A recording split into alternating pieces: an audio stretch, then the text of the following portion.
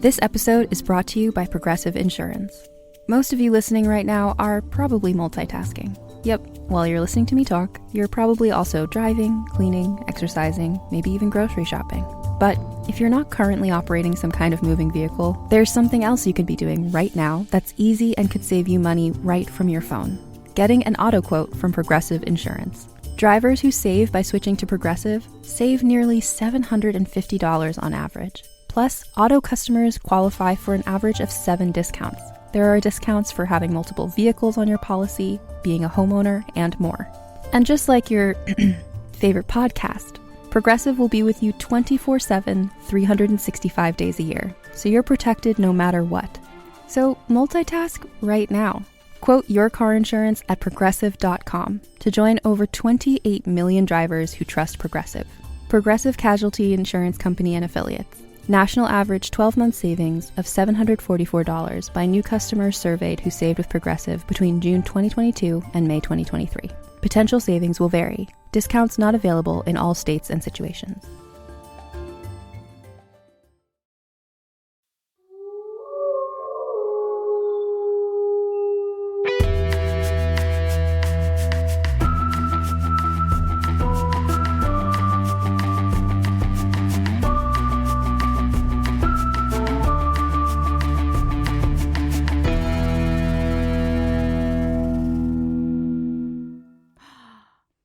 Hello, and welcome back to Buffering the Vampire Slayer, once more with spoilers, ellipses, just when you thought it was safe to go back in the pod feed, Watcher's Diary, number 16. We've decided to do away with the one-to-one episode commandment, and are instead living free. For once. Yeah, it's like someone along the line was like, "Oh, you should," not one of you listeners, just like An adult, one of the many adults that says like, "Oh, hey, you make a podcast. Do you ever think about how you make that podcast?" And we're always like, no. Please don't make us. No, our success is actually built on not thinking about it too much. So of course, against our own ethos, we thought about it too much. At the behest of this human, and they said, "What if you call these episode extras? You know, that'll really get people excited." We were like, "Yeah, great!" And then a couple of days ago, I was like, "Jenny, they aren't episode extras. Like sometimes, and actually today is an example of where we actually do have a good amount of emails from Surprise and Innocence, which are the emails that just aired. But we're kind of like, those emails just aired." the episodes that just aired, whatever. Anyway, you know what I'm saying. They're just Watcher's Diaries, and they can be whatever they want to be, and they are sometimes tethered to the last pod you've heard, but oftentimes, I mean, I've got an email today, Jenny, that's tethered to Fallout season 1. Thank God, because you and I haven't watched season 2 yet, because we are the worst. Anyway, well, are we the worst, or are our small children the worst? Well, I actually, I have been completing 2 other series, and I just completed both. I was watching, so I think maybe I already talked about this. I had started watching whatever the Claire Danes one was first. Well, I didn't know it was a first. I just was like, "Ooh, Claire Danes. I love Claire Danes. Let me watch this series where she's a lesbian, because I'm a lesbian." That sounds fun. It's called The Beast in Me. So I watched that, and I admittedly did not actually love it very much. But I watched the whole thing, and I texted Joanna Robinson, because whenever I have feelings on a television show, I think you are the same. We just text Joanna. And we're like, these are our feelings. What are your feelings? And Joanna was like, "It's a season for angry lesbians." And I was like, "What do you mean? Where are the rest of them?" Are they on Fallout? No, I mean, Fallout hadn't even released when we had this conversation. Okay. So she told me that Pluribus and then the Hunting Wives are the 2 others. Now, how fun is this? Brittany Snow in 2 out of 3 of those shows. Brittany Snow is the lead, one of the leads in Hunting Wives. And so we watched Pluribus, really incredible, very fun show. We just finished Hunting Wives, which is like, I don't even know how to categorize this show, Jenny. It's sort of like what I feel like you're watching when you watch Love Island, but it's not. Like it's there's way more writing and plot and whatever in it. Brittany Snow is fucking amazing in my opinion. But it's scandalous. I guess that's like Avanti watches a lot of cop shows, you know? Like there's always drama. It's like every time not necessarily scandal. Sure, but she watches a lot of stuff where there's like a cliffhanger and like what happens next and whatever. Yeah, And I don't watch a lot of stuff like that. This is that, and so I was immediately sucked in. It's you know, there's lesbians, there's politics, there's murder.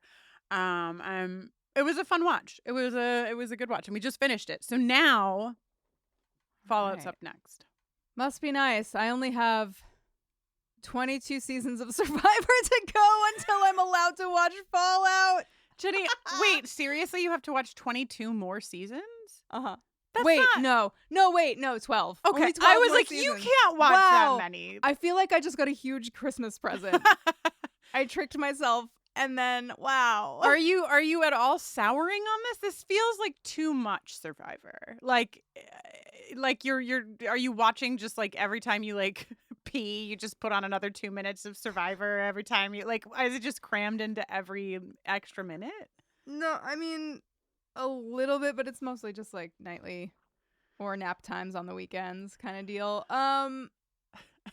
I have to say I'll be happy when we're caught up. Yeah, I would burn. This is feeling a little burnouty to me. It's feeling like a job, you know, like your work assignment. Can I tell you? Can I tell you about something notable that I recently saw in where I am in Survivor? Yes. So, for season 30, the theme was usually like for 10 and 20, right? They did returning cast stuff like All Stars, and then Heroes versus Villains, I think was 20 maybe. For 30 they did not do a returning cast thing, which was unusual, and maybe the show like at this point was starting, like I think they were already kind of like the mid-20s have some questionable seasons, but then around 27 or 28 I think the nose starts to pull up a little bit. We get to 30 and they didn't do a returning cast thing, but what they did do was, here's the theme: blue collar versus white collar versus no collar. Would you and I be no collar? What's a no collar? I am afraid to tell you that yes, I think we would be no collar. No collar. Here are the people in no collar. A coconut vendor. Oh. With feathers in his hair. Oh. Who who makes the most prolonged eye contact. Oh. And hugs for way too long. Okay. Sounds like us. No. That doesn't sound like us. I know. Okay. There's a really somebody that like is a fan fave, like Adonis type, named Joe. I can't remember what he does.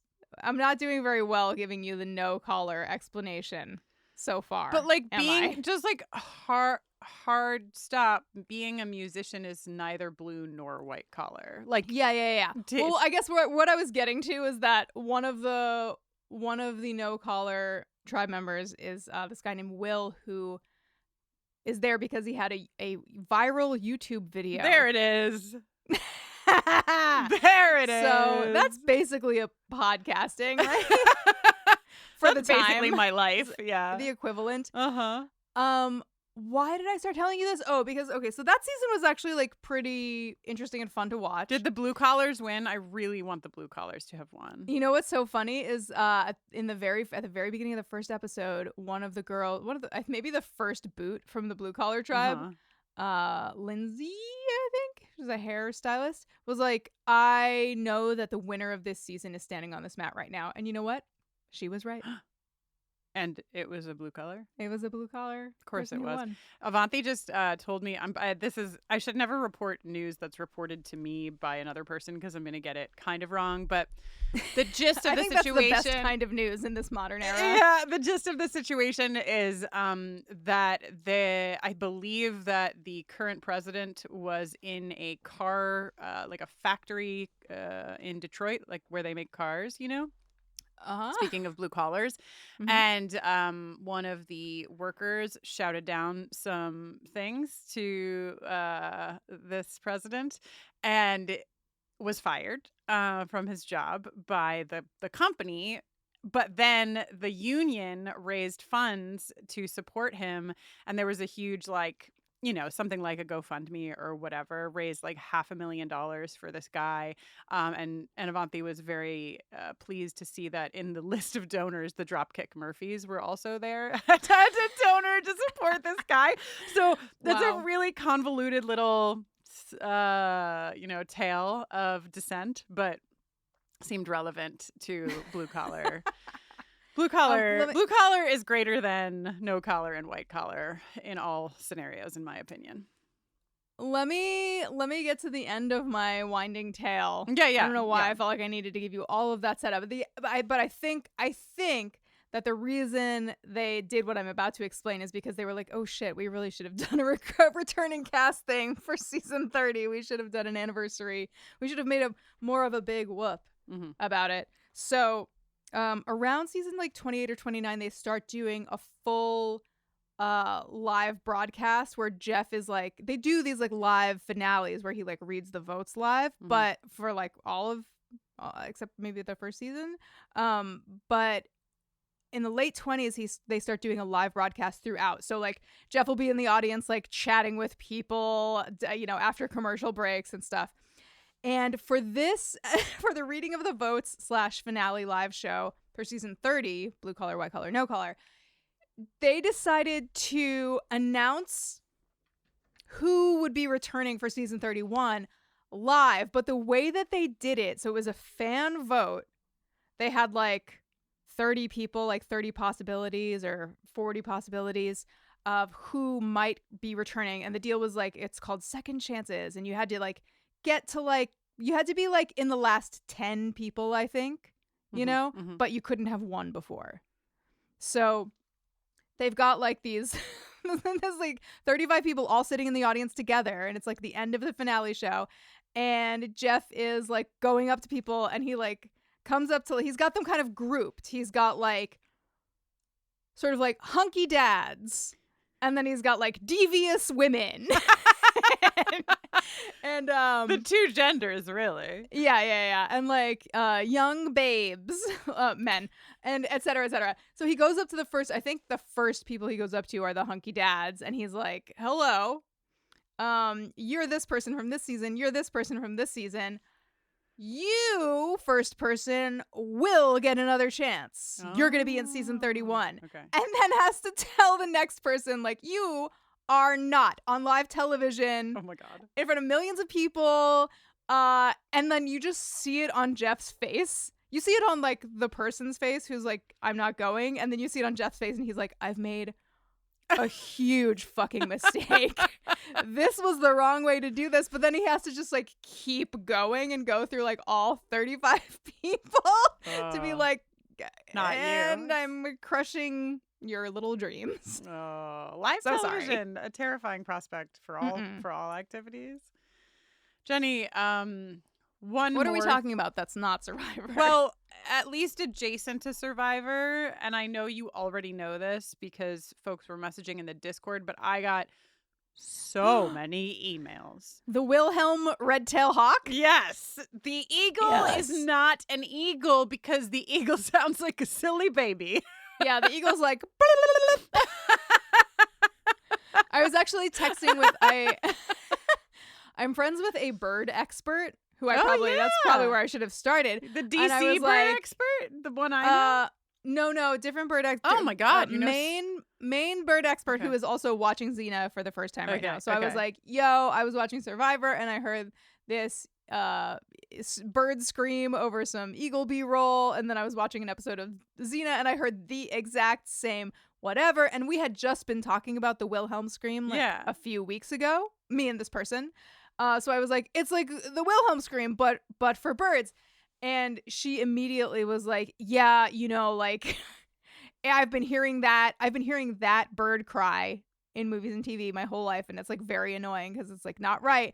Eagles sound ridiculous. And I was like, yeah, they sound like, and then I like did a quick little Googling and sent a pic. Do you remember those little plastic, maybe before they were plastic, they were ceramic, but like when we were kids, they were plastic bird whistles. You put water in the bottom, you blew in their tail, and it was like, Yeah. except, you know, more whistly sounding.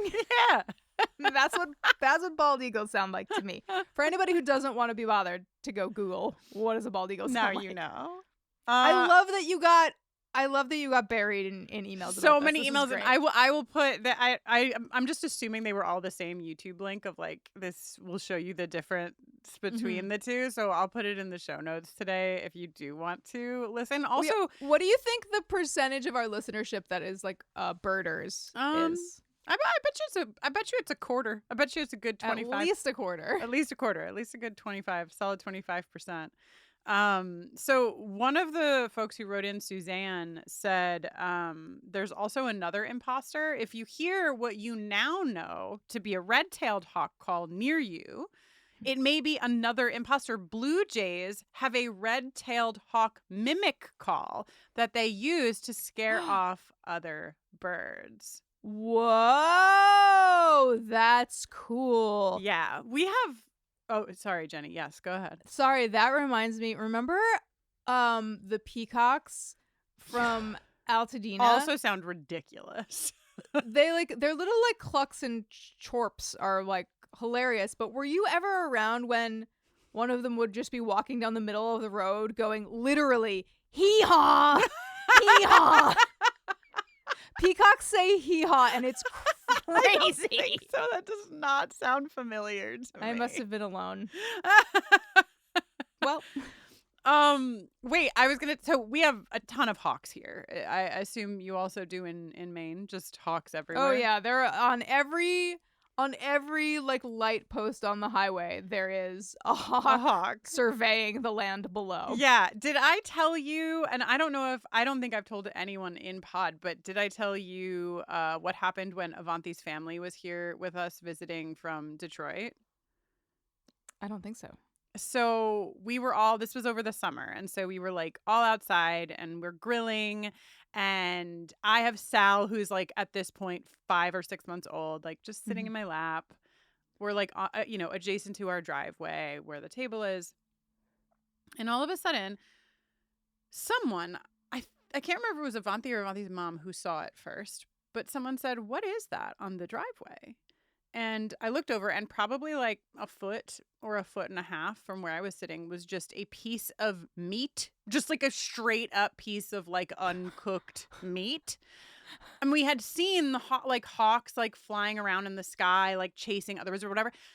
A hawk must have either, we're still unconvinced of if it was like meat from prey because it looked very clean. Or if it was just straight up a piece of meat that a hawk had grabbed off of like someone else's fucking barbecue. And it just dropped from the sky. None of us actually saw it fall from the sky and land, but it was just in the driveway. And I was like, oh my God, like 1 foot difference. And like, what would I have done if I was holding my 6-month-old and a piece of raw meat just like fell onto her? I just don't... It was crazy. Every time we talk about these families, someone is like, remember when raw meat fell out of the sky? That is so wild. Yeah, it was fucking crazy. It was truly crazy. Did you throw it on the barbecue or what? Yeah. No, we did not. Avanti, I believe, was the brave soul who... No, it must have been Avanti's dad. Avanti doesn't even eat meat. I can't imagine she would have picked it up. But I think Avanti's dad picked it up and we threw it away. That seems like actually a pretty good segue to this email about ass jerky that I got. Wow. You know, we're in a Buffy world over here, so we mostly keep things Buffy adjacent, but we talked so much about ass jerky when we covered season 1 of Fallout over in the Beyond Buffering feed. If you don't know that we have a whole other feed where we talk about other shows, you should check out the show notes because Fallout season 1 is there. X-Files season 3 is about to come back. There's all sorts of goodies over there. But Ariel wrote in, PhD, by the way. Wrote us. Oh, excuse me. Yeah, no big deal. Wrote us about ass jerky. I was so excited, Ariel says, to hear your call for a meat doctor. makes a lot of sense to take muscle because we talked about it being from the butt, right? Like, but that's where you're going to get your ass jerky. So we assume, yes. So we assume, right? I think it makes a lot of sense to take muscle from the glutes when consuming humans, since it is the largest area and likely contains when, not if. the most When. fat, which generally imparts the flavor and positive eating experiences.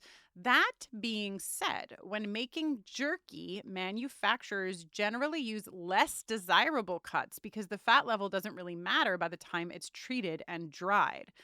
I get that in this situation. Oh. I get that in this situation, the ghoul isn't planning on building Lincoln's cabin and making a fire to cook it, so drying the meat makes the most sense. But in a situation where you wanted to eat some meat fresh and some as jerky, I'd actually make arm and leg jerky instead.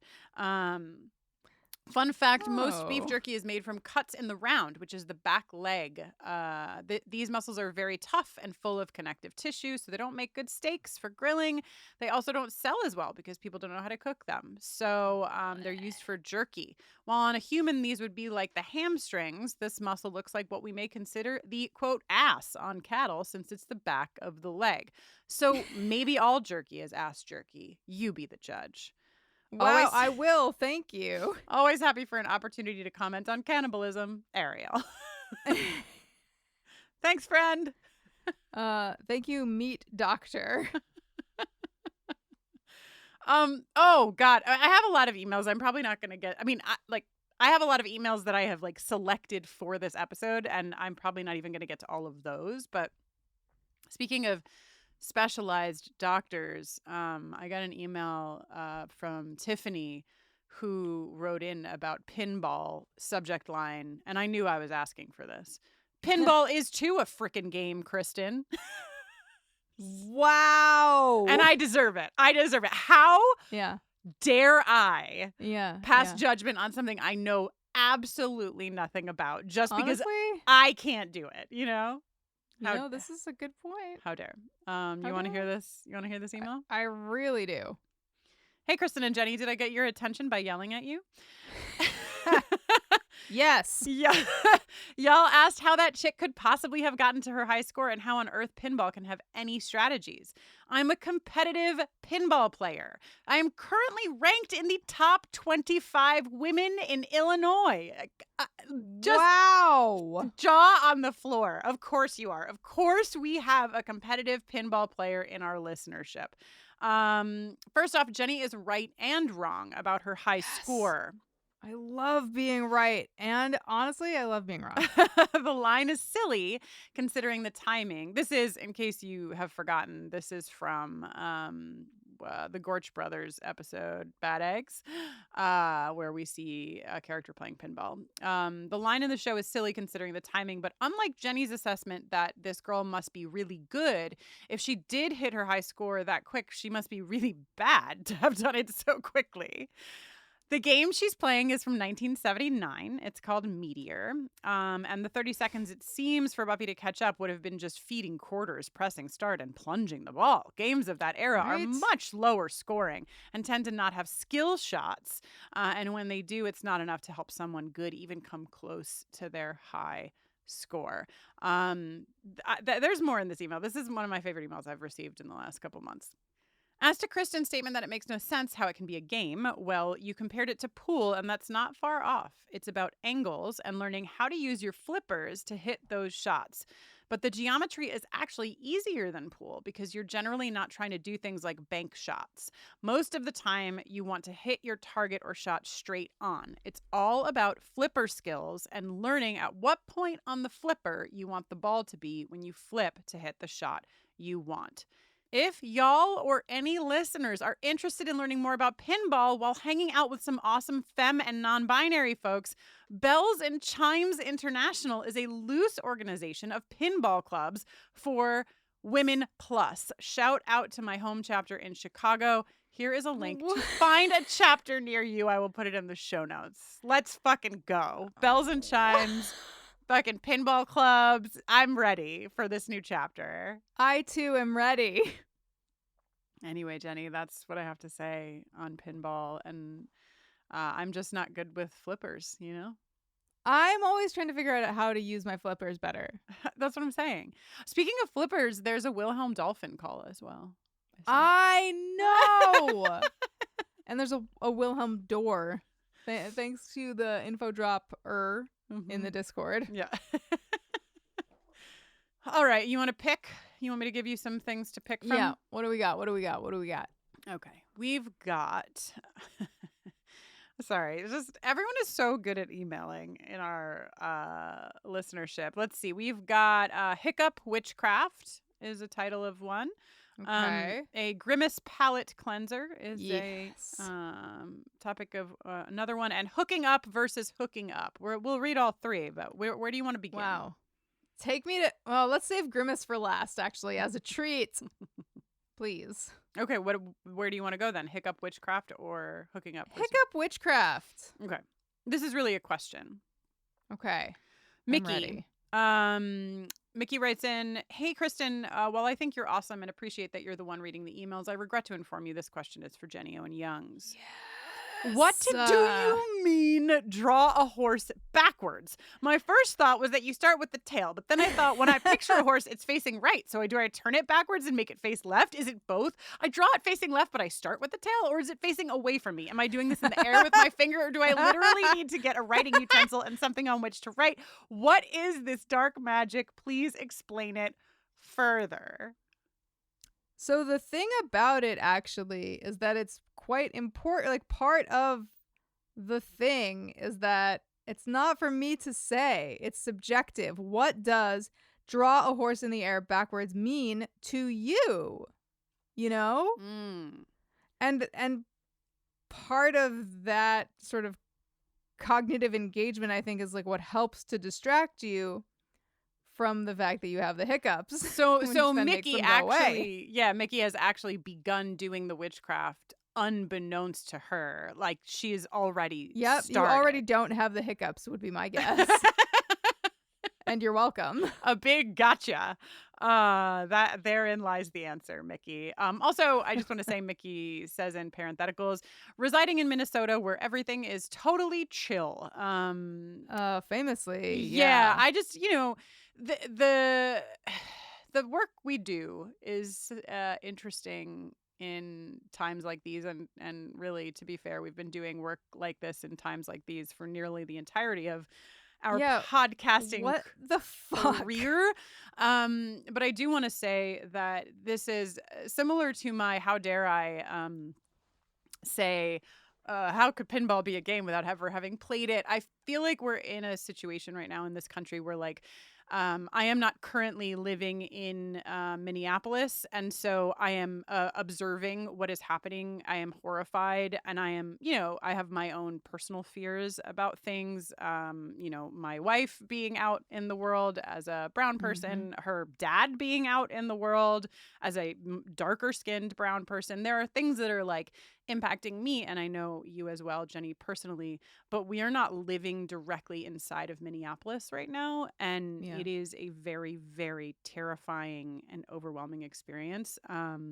What is happening is, I was just gonna say, like, so fucked up, because the English language doesn't really serve me right now to talk about how fucked up it is. And so, like, I just clearly, many of you know that we are aware of what is happening. We are horrified by what is happening. And in small ways, we are doing what we can do to, combat this.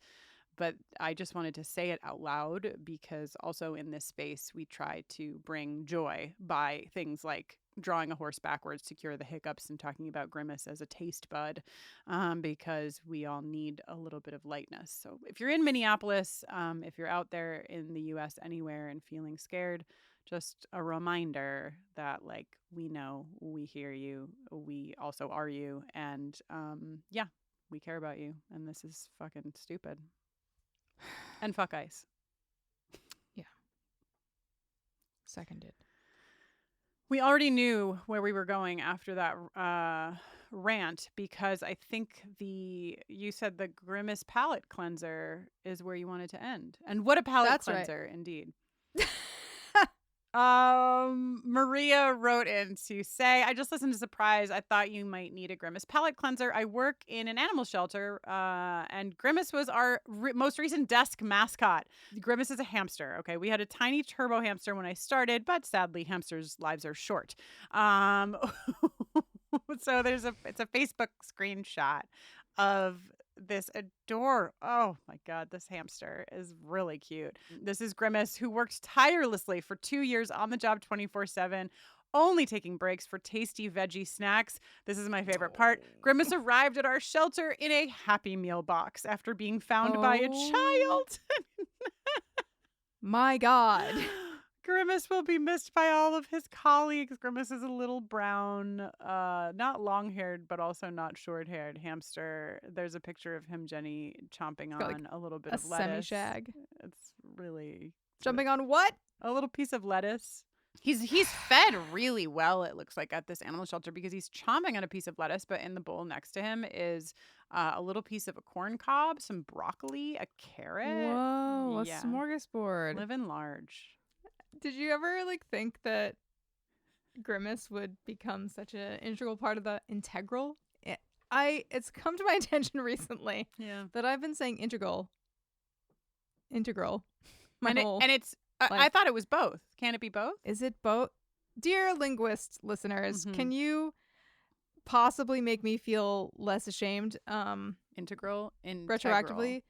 Integral? I've heard it both ways. I've always felt fine about both. Oh, well, as long as you felt fine about it. I mean, I'm working with the language that my parents bestowed upon me, like the language errors there, which are far more atrocious than integral and integral. You know, we're talking about your throat hurts, so you need to go get a lozenger. A lozenger? What? Yeah. Grew up my whole life thinking it was a lozenger.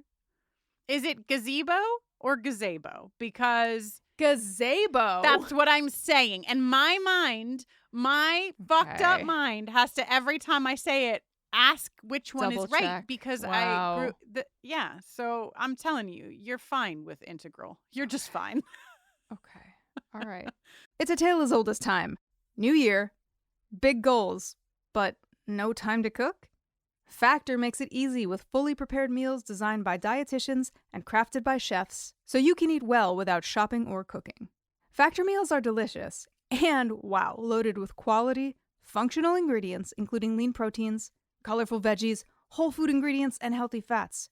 There are no refined sugars, no artificial sweeteners, and no refined seed oils. They've got 100 rotating weekly meal options, including high protein, calorie smart, Mediterranean, and ready-to-eat salads, plus the new Muscle Pro collection supports strength and recovery. They're always fresh, never frozen, ready in about 2 minutes, no prep and no stress. I am a huge fan of Factor meals, as a person who's always trying to find more hours or even minutes in the day, but who also really cares about what I'm putting into my body. You know, food is fuel and it matters what you eat. I love that Factor offers a delicious, healthy option that can really help you save time. Head to factormeals.com/buffering50off and use code buffering50off to get 50% off your first Factor box, plus free breakfast for a year.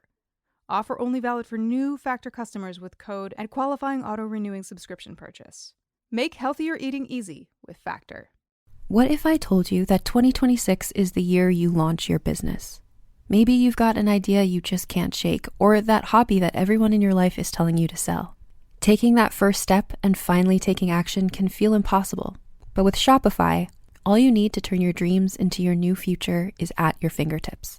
Make 2026 the year you transform into the entrepreneur, founder, and boss you were meant to be. And the one powerful move to make it all happen is starting your business with Shopify. Shopify gives you everything you need to sell online and in person, giving you all the tools to easily build your dream store. Choose from hundreds of beautiful templates that you can customize to match your brand. And you can set up quickly with Shopify's built-in AI tools that will help you write product descriptions and headlines, as well as edit product photos. Millions of entrepreneurs have already made this leap, from household names like Gymshark and Mattel to first-time business owners just getting started. Marketing is built in too.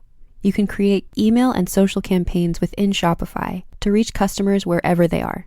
And as you grow, Shopify grows with you. The same dashboard that you start with will evolve as your business does to handle more orders and expand to new markets. In 2026, stop waiting and start selling with Shopify. Sign up for your $1 per month trial and start selling today at shopify.com/realm. Go to shopify.com/realm. That's shopify.com/realm. Hear your first this new year with Shopify by your side. Since this is a podcast, you all don't really get to see me very often, but what I'll tell you is that I wear very little to no makeup. I've never liked the way makeup feels on my face, and even when I've done events where I've had makeup done, I just feel like I don't look like myself. I recently started using the Jones Road Beauty Miracle Balm, and it is one of the few products that I now keep in my little mini arsenal. I don't need any brushes. There's no complicated routine.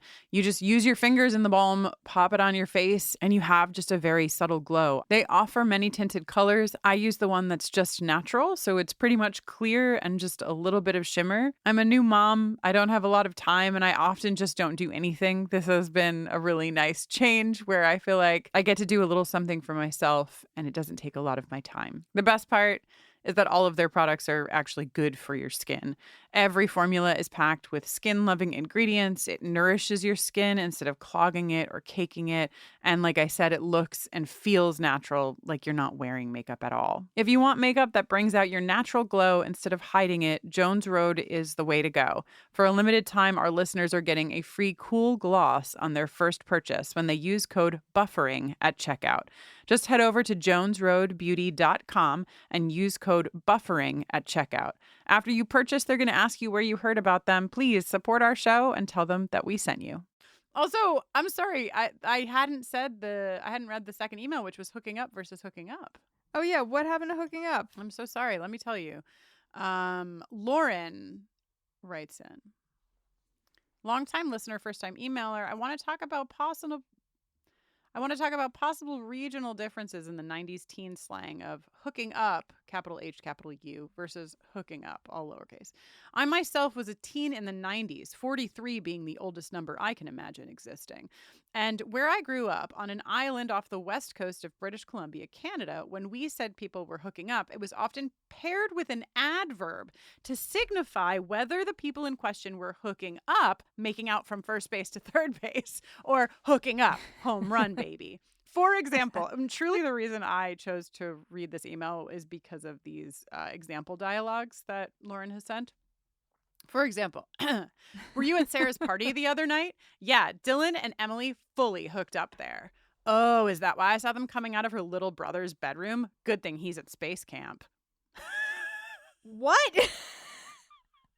I just felt like the 90s really like went in there. Versus, dude, Dylan and Emily were hooking up in the library during my spare block. Hella barf. So in this scenario, Dylan and Emily have both hooked up and also hooked up. Fully is the adverb that signifies sex. So, you know, I don't know. For me, hooking up was only hooking up and having sex was having sex. But perhaps you're Canadian and it was different for you. Perhaps, you know, you're just in a different state in this country and hooking up meant something different to you. That's why we're here, you know, to get to the bottom of these language things. Is fluid. You know, hooking up is fluid.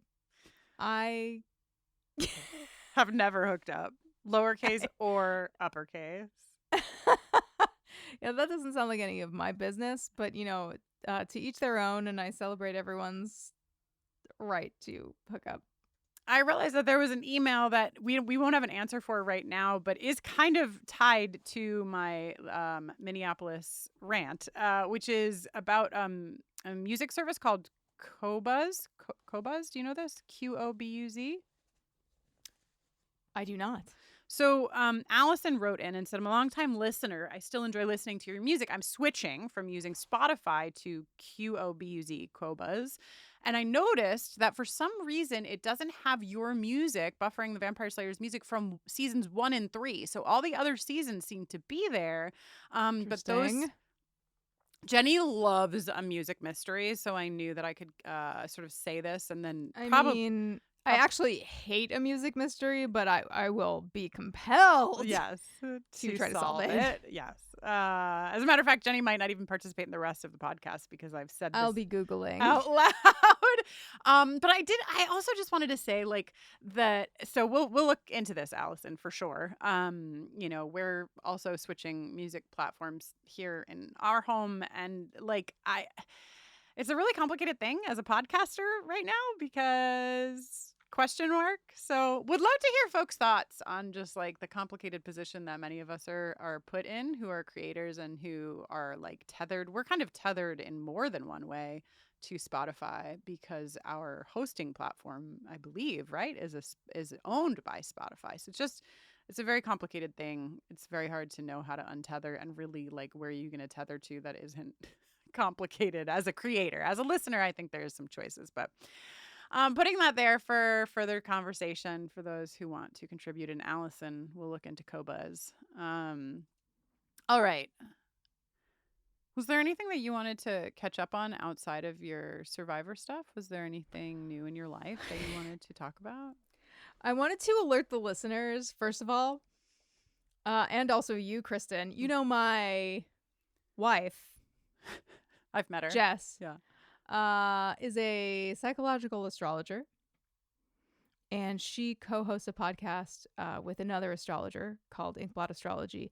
And I had the distinct pleasure of dropping the Grimace revelation on Jess, a McDonald's enthusiast. And she got fucking rocked.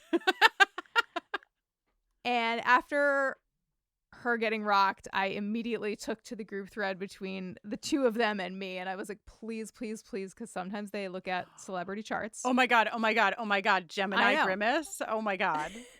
Okay. So their latest episode just came out this week. And their docket was already too full by the time Grimace was floated. But they did touch on him briefly in their latest episode. And once I followed up in the group chat, as soon as I was caught up on the episode, and was like, no Grimace chart? It was indicated to me that they may be digging into Grimace's chart in the next episode. Fingers crossed. How often do the episodes come out?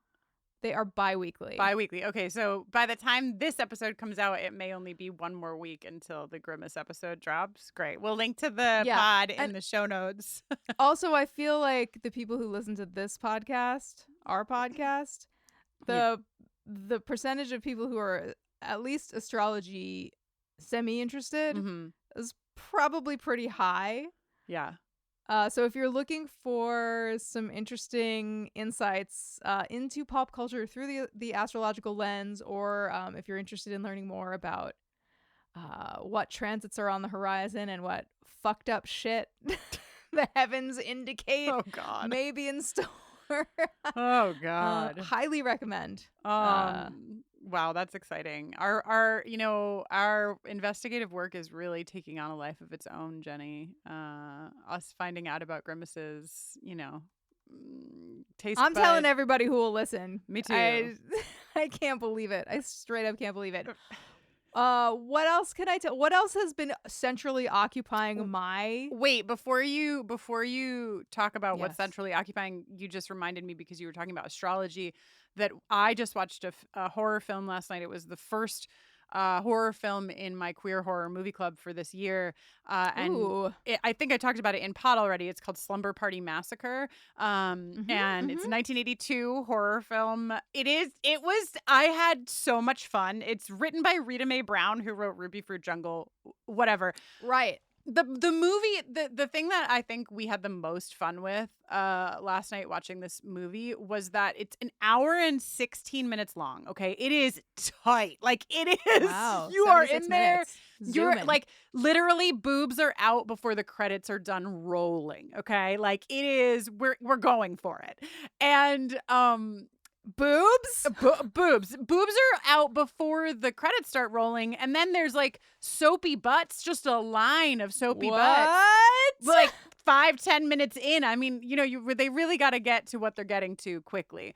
And so anytime they like took a moment or a beat for something, it was just really delightful to us because we were like, well, they really had to like choose. Like there's one moment where one of the characters sits down and like plays a little song on the piano, and we were like, the fucking piano interlude made the cut, But there's a moment where they're literally 3 of these girls are reading about astrology together. And I was like, they did that for us. There's a few really there's a very integral character that is the gym teacher, the female gym teacher who's you know how that goes. There's a telephone service person who's a woman who has a low slung tool belt. There's a lot there. Anyway, astrology, queer since the 80s at least. I myself am in the market for a low slung tool belt.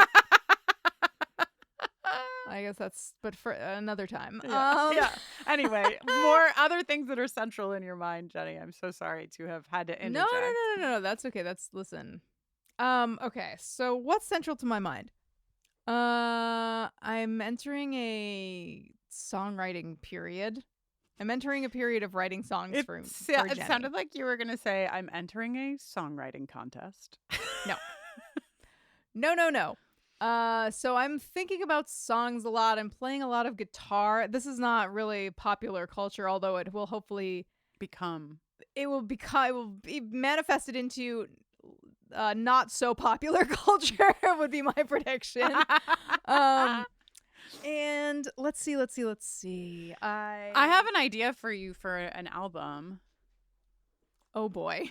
Well, I mean, you gave me the idea. It's not like, I don't even know if I can say I have an idea, but I was just thinking about, in Innocence, I think we were talking about how like, that's a song you really love and you wish like it was your song or what have you. And I was thinking sure. Okay, here are these like 160 some odd songs, and we're in a moment when Buffy is about to become new again. And so I thought, why not try to take either what would be an EP or, in my personal preference, a full-length album of buffering songs and release an album that is,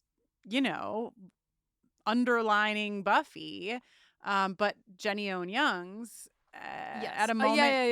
Yeah. So that's my pitch. This is no. This is actually something that I've thought about doing. Basically covering, even though I already did it, covering them. Yeah. In quote my style end quote. The thing is, Kristin, how can I articulate this? The docket is currently too full to allow room for such an endeavor at this exact moment. Okay. You know what I mean? Support that. I just want to remind you that having an album that's sort of about Buffy at a moment when popular culture is, trumpeting Buffy. Sure. No. And that's a great point. I mean, there's just a lot of things on the stove. Some of them are rapidly approaching a boil. Some of them have not yet even begun to simmer. Mm-hmm. And I don't have any burners available right now. But your point is well taken and well made. Yes. Do you want to talk at all about, like, you're entering a songwriting period? This is for a new album. Do you want to talk at all about, like, have you started it at all enough to know anything about the direction that you might be heading? I have a bunch of songs already that are from a span of years. Like, some of them were written when I was in my writing period for my last record, and they just sort of like weren't the right songs that like fit in there. So there's a bunch of songs from that chunk of time, and now is the time for me to just sort of like think harder and think more, delve deeper, and come up with some other ideas, so that I have, when I do go into the studio, I have more than I need. That is how I like to go in, with too many songs, so we can figure out what really goes together. The thing is that, so I am maybe like halfway through writing that record. I have an eye to maybe 2 years from now. Because there's like a particular like 2 weeks of my life from the year 2025 that I would like to write a series of songs about. So that is also in process. And Okay. that is a more clearly outlined kind of like, okay, this is like very specific material and ideas and a moment that Cool. I want to get into. And then I have a record that's pretty much done. It's being mixed right now. That is a collaborative record that is attached to a project that is not specifically music. That is kind of outside of music but has musical components. That project is in the process of coming together. And when that project is completed and released in its form, then that album can come out. Right. So probably the order probably the order of events will be that album, then this album that you're going into the studio for, then the 2025 2-week period album. Yes. Which album is the song One Set of Footprints on? I know I'm actually recording it for all of them. for all of them. It Different seemed version like for the only each way. one. Okay, great. Yeah. Great. Just love to be included. What would you fucking do if I was like, oh yeah, it's the album release day and my record came out and that you saw a song in the track list called Footprints? Footprints, parenthetical, one set. Would you hit the play button so fast? Yeah, I would. Yeah, I would. I would probably look up the lyrics because it's a quicker answer than hitting play. I would get to hitting play, but first I would look up the lyrics. Sorry, it's just while that was okay. So one thing that happens when I am working on stuff is that I try to increase my intake of media. Mm-hmm. Be that whatever. As long as it's not a book. Format. Yeah. Well, short stories welcome. Okay. I have read a couple of Ray Bradbury short stories in the last 6 months. Wow. But my concept for right now is to put like 5 collections of short stories on my nightstand so that I can like pick a flavor and read one story before bed. Oh, how's it going? Quote, every night. And Yeah. well, I haven't made the stack yet, but I know like 3 books that are going in it. Great. So that's a big start. Okay. I'm proud of you. And then I want to listen to like really, really, really good music, but unfortunately, I'm having trouble thinking of any. It's not that I'm having trouble thinking of any, but it's like my heart is a moving target. I'm not who I was. Is it of any genre, any time period, any music ever? Anything is fine. Here are the songs that I've heard in the last year that I liked. Making Pies by Patty Griffin and Long Ride Home by Patty Griffin. Great. And that's it. Great. That's okay. That's not accurate. But those, like, I'd love to listen to more songs like that because they are rudely devastating. Okay, You're like, how devastating. fucking dare you? Well, So if anybody has any Cast. how dare you song recommendations, I'd love to listen to them. We've been on a heavy rotation of Sam Cooke in this house. Oh, nice. Sounds too happy. Yeah, but I was going to say, not devastating really in most cases. I love Sam Cooke, and what I've realized is that Sam Cooke is also really great for children. There's cool. There's just like everybody do the cha cha cha. It's like it's a friggin' children's song, but also it's a song by Sam Cooke that I love. What a win for the whole family. You wanna hear Aldrich's 2 favorite songs right now that are not songs associated with like a movie of some kind. His favorite songs are Stepper by Good Charlotte from their latest album that just came out, Motel du Cap. And it goes like, I'm a real stepper. I'm a rhyme killer. She's a bad motherfucker. She just wants to ride with me, etc. so sorry to report, but we sing Mother Trucker Mother Trucker, yes. in an effort to mask what's actually being sung. And then the other song that he really likes is a song by Charlie XCX that is not from Brat. Okay. It is from Sucker. Aldrich with the deep cut. It's from Sucker. It's called Break the Rules. Okay. Let me give you a sample. These are the chorus lyrics. I don't want to go to school. I just want to break the rules. Boys and girls across the world putting on our dancing shoes. Going to the discotheque, getting high and getting wrecked. I don't want to go to school. I just want to break the rules. Uh-oh. You're instilling some dissent in your child, I see. Yeah. Oh, but the other song that he really likes right now, and this is on the other side of the scale. I think it's helping to balance out. It is a deep cut from the debut album by Lisa Loeb and the Nine Stories. Wow. A song called Alone. It's very emotional. Yeah, I was gonna say that sounds.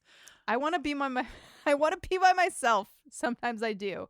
I don't want to be left behind, but sometimes I'm left by you. Oh, buddy. Oh no, he's gonna be writing sad songs on his fucking guitar anytime. No, I just Googled lyrics and then for this song, and the top search result was these lyrics are just on Lisa Loeb's website, where you can get a personalized video message from Lisa, where you can check out Lisa Loeb eyewear. Of course you can. And you can check out Camp Lisa, which is a foundation that sends kids to camp. Oh, Lisa Loeb doing the thing. And then there's a four photo series of her making a peanut butter and jelly sandwich, which is incidentally what I had for lunch. Wow. Also incredible since we started taping this before noon. Sometimes you gotta get it while you can. You know? Yeah, I do. Jenny, since we know what Sal has been doing and what Aldrich has been doing, should we also find out maybe what Dawn was doing in surprise? Yes, and I would just want to retroactively apologize in case any of what I just said about how I'm writing songs was boring or annoying. No, very, very interesting. Even to me. If I'm interested, you know it's not boring. Do you have a bunch of colored Post-its on your wall anywhere, or is that a system of the past? I want to have a bunch of colored Post-its on my wall, but I don't because I don't have any, I don't have significant enough wall space. Yeah. Another downside of children. Okay, well, let me tell you what Dawn was doing, and maybe while I'm doing that, I'll think of whatever the thing is that you reminded me of. Oh, yay. When you were talking about music and children. Okay. Was she at the mall? Was she at ballet? Was she drawn on a trapper keeper all day? Was she nursing a crush on a boy from PE? Was she writing it all down in her diary? What was Dawn doing? What was Dawn doing? What was Dawn doing? What was Dawn doing? In Dawn's dreams, a dark-haired English woman watches her sleep. She smiles and sings to Dawn. Such a pretty little green thing, all shiny and bright. Dawn tries to move, to scream for Buffy, but nothing happens. The woman leans close and her face shifts. When she finally pulls away, there's blood on her lips. Dawn's vision dims, leaving her helpless to watch the woman drift towards Buffy's room. Happy birthday, Buffy, the voice croons before Dawn startles awake. At school, she can't shake the dream, so she stays busy. It's Buffy's birthday, so during art class, she gathers supplies. Oh, Dawn. Charcoal, scraps of charcoal. Uh-oh. Charcoal, scraps of paper, anything she can use for later. When she gets back to her station, she finds another note written on a piece of wide-lined composition paper. Tomorrow, after school, the park with the playground. That's Drusilla's playground. She tries not to react, but her eyes dart around the room, cataloging her fellow students. That night, Buffy patrols while Dawn works on her gift, deciding Buffy's stakes could use sharpening. Plastic-handled scissors, a pencil sharpener, and sheer determination leave wood shavings everywhere. Angel interrupts, looking for Buffy. They discuss Buffy's birthday, and Dawn is thrilled to learn he likes art. Oh, there's the charcoal. That's why you brought the charcoal in, I see. Dawn excitedly lends him the school's charcoal and suggests he draw something for Buffy. Dawn decides he's okay. Buffy... Wow! I should have known that like charcoal wouldn't just get like dropped carelessly in one of these what was Dawn doings. Buffy wakes up the next morning on her birthday to find Dawn hovering with a shoebox full of stakes in various states of sharpness. Dawn barely sticks around, telling Joyce she's staying after school for a yearbook meeting and spends the day waiting for the last bell. When school finally ends, she runs to the park. Dawn spots a figure near the swings and her stomach flips. She's small, unmistakably nervous, and clutches a page from the Dawn Meister Chronicles to her chest. Dawn stops short as she places the face, the witch costume, Halloween. Cynthia, she questions? Somewhere across town, Buffy's birthday is about to change everything. Dun, dun, dun! Stay What tuned. a good... Next Watcher's Diary for what happens in Innocence. Good God. What a good WWDD. WWDD. Getting stronger by the minute. Thank you, Incredible Kristin with stuff. an I.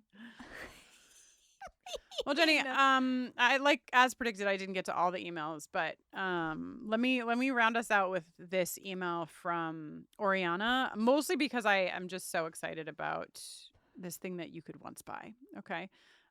Oriana says, I'm listening to Surprise right now, our coverage, and felt the overwhelming urge to let you know that I've done the full 4 episodes in a row watch. So I if you didn't listen, I was like, wow, wouldn't it be a real banger to watch Surprise, Innocence, and then Becoming parts 1 and 2 as a quartet? So Oriana continues, back in 1998 for my birthday, I received a 3 VHS box set. And then there's a picture of the set. Tape 1 is Surprise and Innocence. Tape 2 is Passion and I Only Have Eyes for You. And tape 3 is Becoming parts 1 and 2. Jesus! What? Like, actually, what? So The Hurt Your Feelings box set? yeah, Hurt Your Feelings. That's the name of it, right? I was obsessed with this box set. I blame being 12 and deeply in love with David Boreanaz. I also grew up outside Boston, and I had very little to do when it snowed. The craziest marathon would definitely be for New Year's Eve '99, where my plans fell through. So I said, screw it, and decided to get in my feels. That particular marathon included I Only Have Eyes for You because I love that episode. I'm now questioning if my parents still have these along with my collection of novelizations.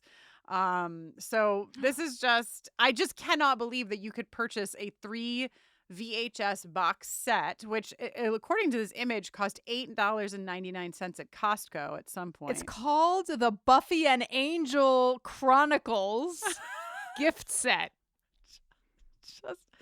Just remarkable. What a relic. Like that's a real relic that you have there.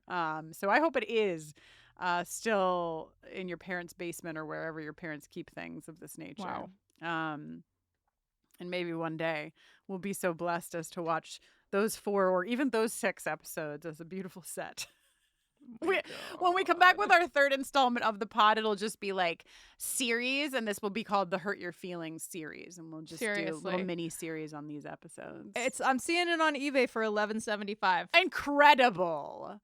Wow. All you need is a VHS player, which I actually want to get. I had one for a really long time, and we don't have one anymore, and I think, every house should have one.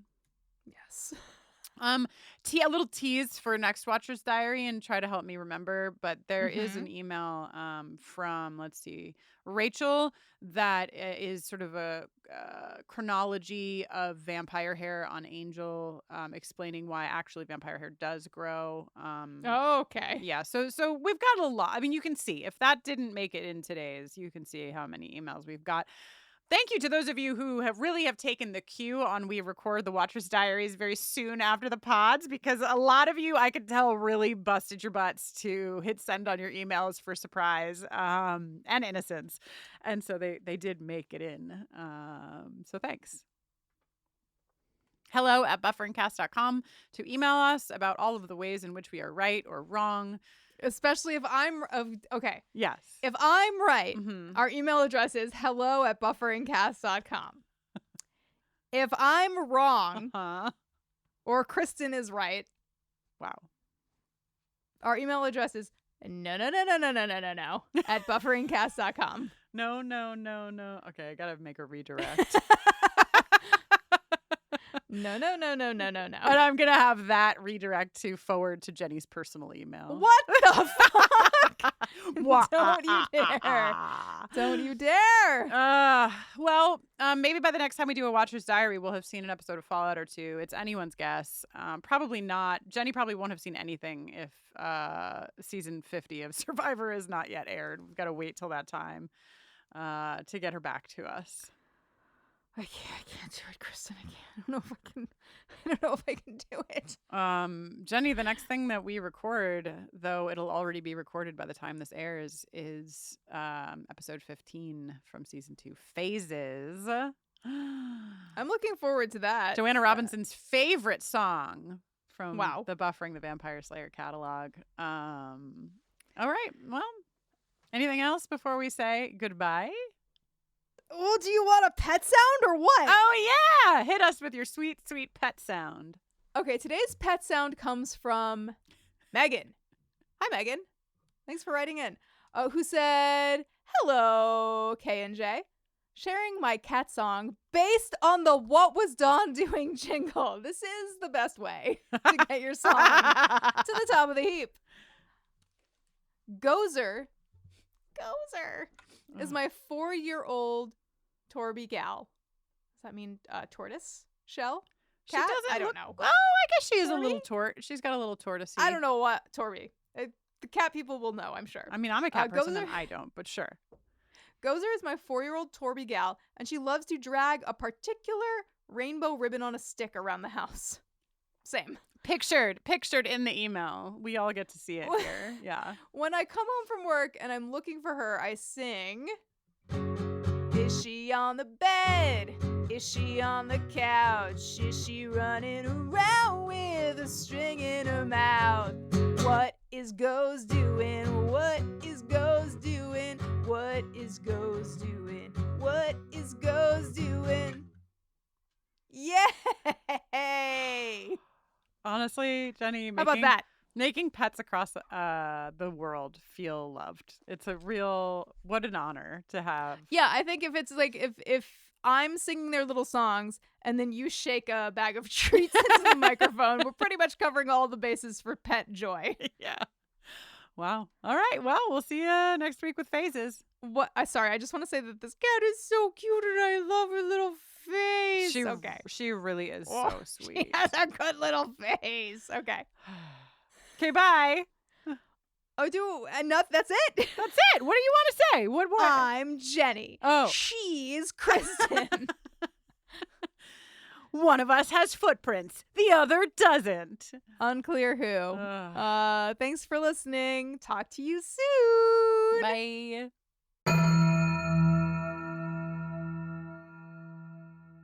For 8 years, we've been asking the same question over and over again. How did this happen? My name's Mandy. And I'm Melissa, and we're the hosts of Moms and Mysteries, the true crime podcast with over 55 million downloads. We're two Florida moms who are obsessed with mysteries. Each week, we do deep dives into fascinating true crime stories. We cover everything from infamous cases like Casey Anthony to the bizarre and complex crimes right here in our home state, like the shocking murder of FSU professor Dan Markell. We bring you the facts, but with warmth and wit you'd only get from two friends who have been hooked on mysteries since childhood. Join us for new episodes of Moms and Mysteries every Tuesday and Thursday. Listen to Moms and Mysteries on Apple Podcasts, Spotify, or wherever you get your podcast. From the darkest corners of our imagination comes a game show that's more ridiculous than terrifying. Welcome to Tickled to Death, the horror comedy game show where nothing is sacred, everything's a little unhinged, and the only thing more cursed than the questions are the jokes. I'm Roz Hernandez, your fearless host, and each week I'll be leading a brave group of guests through twisted horror trivia, improv games, and enough sarcastic banter to make you question all your life's choices. So come for the screams, stay for the snark. Listen to Tickled to Death wherever you get your podcasts, and hit follow unless you want the show to follow you. In the meantime, don't get tickled to death.